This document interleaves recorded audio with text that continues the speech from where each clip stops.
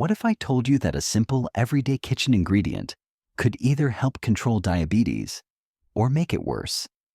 And what if drinking just 1 glass a day for 30 days could change the way your body processes blood sugar? Some claim it's a game changer for diabetics. Others warn it could be dangerous. So, which is it? And what really happens when a diabetic drinks baking soda water every day for a month? Is baking soda good or bad for diabetes? The truth you need to know. But before you try this yourself, let me know you a quick reminder. The information provided in this video is for educational and informational purposes only and is not intended as medical advice. The content is based on research and general health knowledge, but it should not be used as a substitute for professional medical diagnosis, treatment, or guidance from a qualified healthcare provider. If you have diabetes, high blood pressure, kidney issues, or any other medical condition, consult with your doctor before making any changes to your diet, lifestyle, or supplement routine, including the use of baking soda. This video does not claim to cure, treat, or prevent any disease.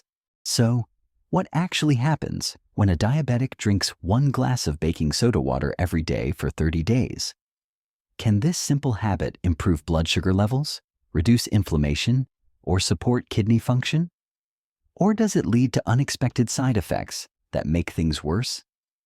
To find out, let's look at reports from real people who have tried this experiment and break it down week by week. Week 1. The initial reaction. In the first few days, many people reported feeling a boost in energy and better digestion. This makes sense. Baking soda neutralizes stomach acid, which can temporarily ease bloating and indigestion. Some even noticed that their blood sugar spikes weren't as extreme after meals. However, a few people also experienced mild stomach discomfort, like bloating or gas, especially if they took baking soda on a full stomach. But here's where things start getting tricky. Because baking soda can act as a mild diuretic, some participants felt more thirsty than usual, leading to increased water intake. For diabetics, hydration is crucial, but excessive thirst can also be a sign of electrolyte imbalance, something that could become a problem if this habit continues. Week 2. Mixed reactions. Begin by the second week, things got interesting. Some participants felt even more energized, reporting fewer body aches and better focus. A few even noticed a slight reduction in fasting blood sugar levels. But at the same time, others started experiencing side effects like dizziness, nausea, and mild headaches. Why? Because baking soda affects sodium levels in the blood, and diabetics are already prone to electrolyte imbalances. If sodium levels rise too much, it can lead to higher blood pressure, a serious risk for anyone managing diabetes. At this point, a few participants decided to stop the experiment because they noticed their blood pressure creeping up. Others continued, eager to see if the benefits would outweigh the risks. Week 3. Some improvements, some red flags. By week 3, the differences between participants became even more noticeable.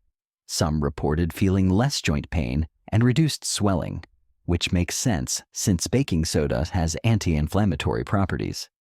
A few even said their kidney function seemed better, with reduced bloating and fewer episodes of nighttime urination. But at the same time, others were dealing with stomach discomfort, muscle cramps, and increased blood pressure. Classic signs of too much sodium intake or a disrupted pH balance. This was the moment when some people realized if you already have high blood pressure, baking soda can make it worse.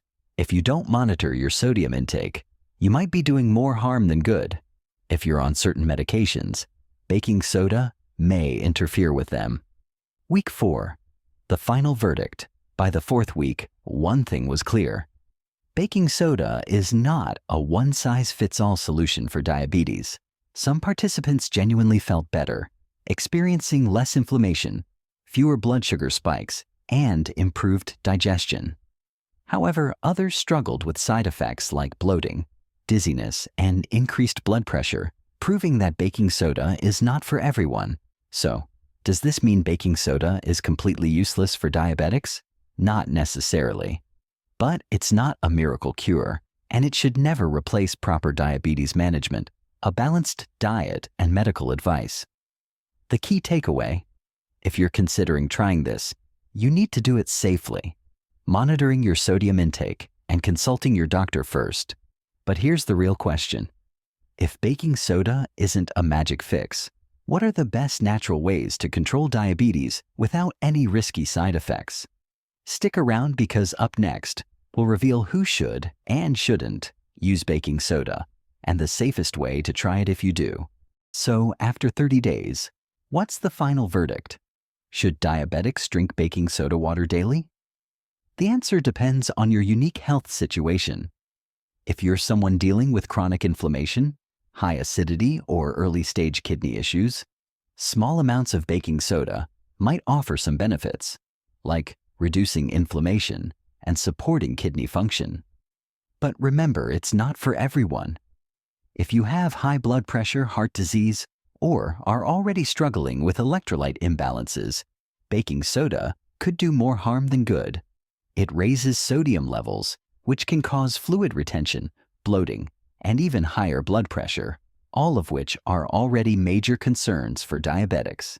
And let's not forget, baking soda is not a cure for diabetes. It's a tool, one that might offer minor benefits when used correctly, but won't replace medication, lifestyle changes, or proper blood sugar management.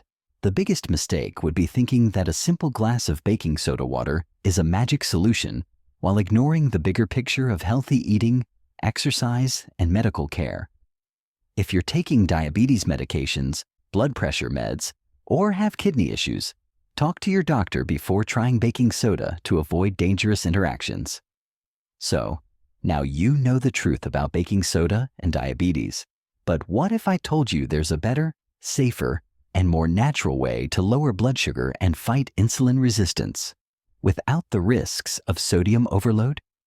In my previous video, I revealed the top 5 powerful foods that can lower blood sugar fast and support long-term diabetes management. Click here to watch that video now and take control of your health the right way.